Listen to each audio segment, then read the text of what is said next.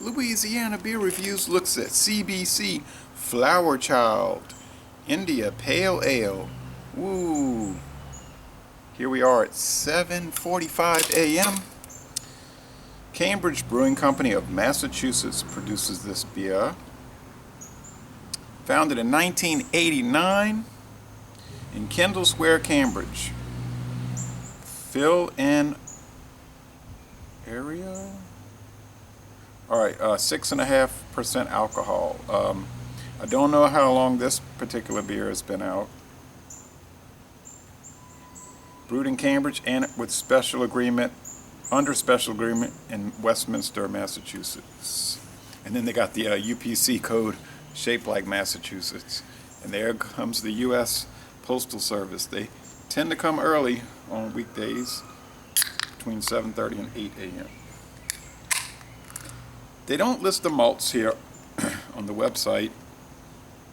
They say the hops are Simcoe, Centennial, Cascade, Arcanum, Chinook, and Amarillo.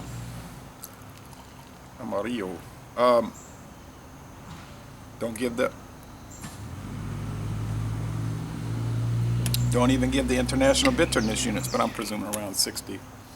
They don't say when this particular brand came out. I'll have to get this posted on NEBR, New England Beer Reviews, over there on the Book of Faces. Jeff Lyons will probably review this. There are only 2 video reviews from Ethan's Beer Reviews and also another guy. An outstanding score on Beer Advocate. The second highest possible score was 79 ratings. 96 out of 100 on Rate Beer. 95 out of 100 for the style. So very good there. You know, exemplary scores there. And 78 ratings. So I've never had it. I bought it at Martin Wine Cellar. And I don't think it was too expensive at all. I would remember if it was. So it was just a normal price for a single can. Pretty thick, slightly off-white head. It's so cloudy right now. The sun looked like it was coming out, but maybe so later on. Orange golden, typical IPA appearance. And I'll put this in a tulip glass, but I guess you could put it in whatever vessel you desire.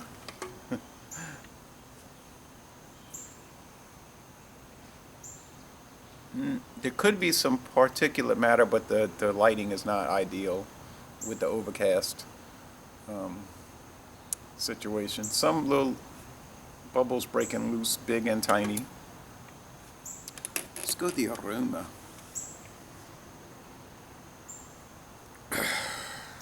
White bread crust, slight sweetness, or sourdough bread even. Slight, like teeny tiny. And hop resin, not too piney, not too, well, it's like floral hop resin. Yeah, floral, flower child, hey, dry hopped and, you know, normal hopping, a regimen here, and dry hopping. Smells nice, but nothing like out of the ordinary or something you hadn't smelled before if you're familiar with India Pale Ales.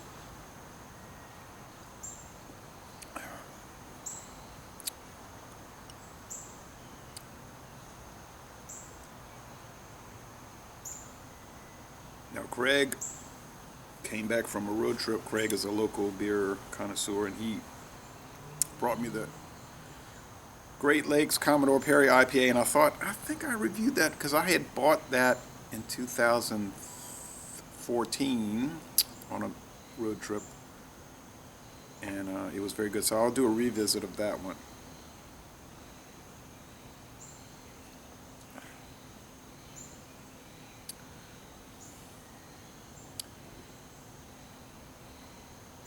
$60 IBU. I'm not sure about that. Doesn't taste particularly bitter. Brown bread, not too sweet.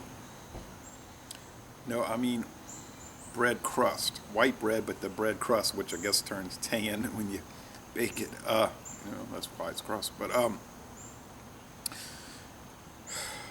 medium mouthfeel, but low medium.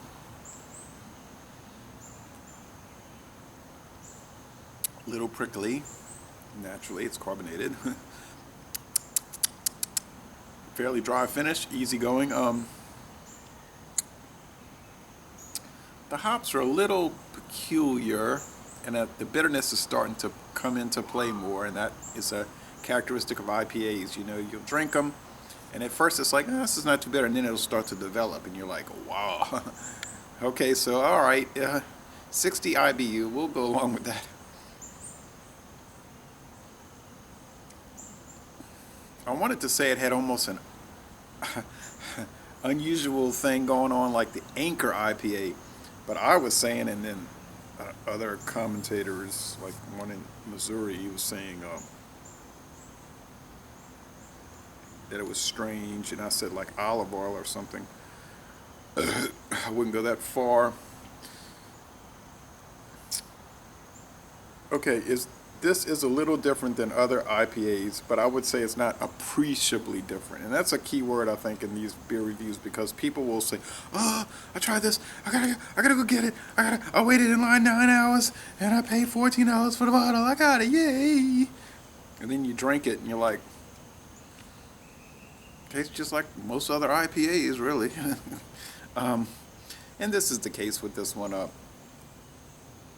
Outstanding?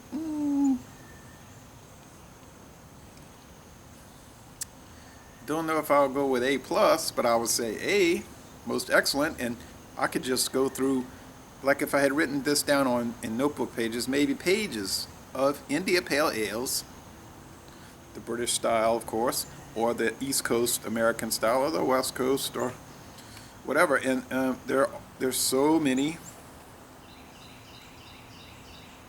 most excellent India Pale Ales.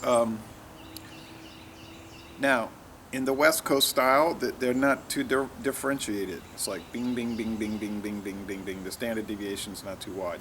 East Coast, it's a little more of a wide range. Like if you tried Shipyard and compared it to Abita Giacomo, or Cigar City, High Lie, or High Five, there would be some, and then some of those they'll claim they're West Coast, and then you drink them, like Wrought Iron from Abita, and you say, West Coast? Really?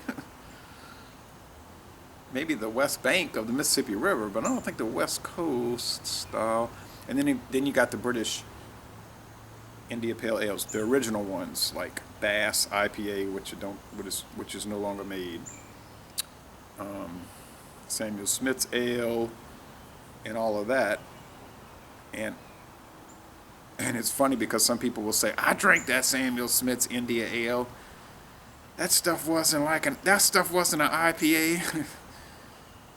And then their reference point is Sierra Nevada Torpedo or Pallet Wrecker from Green Flash, and it's like, no, those are the ones that are not true to the original style. So be careful before you start ripping on the English IPAs for not being authentic. But and I can't forget punk and hardcore, from Scotland. So it's an adventure. Laissez-les bon temps rouler. An A beer from Flower Child.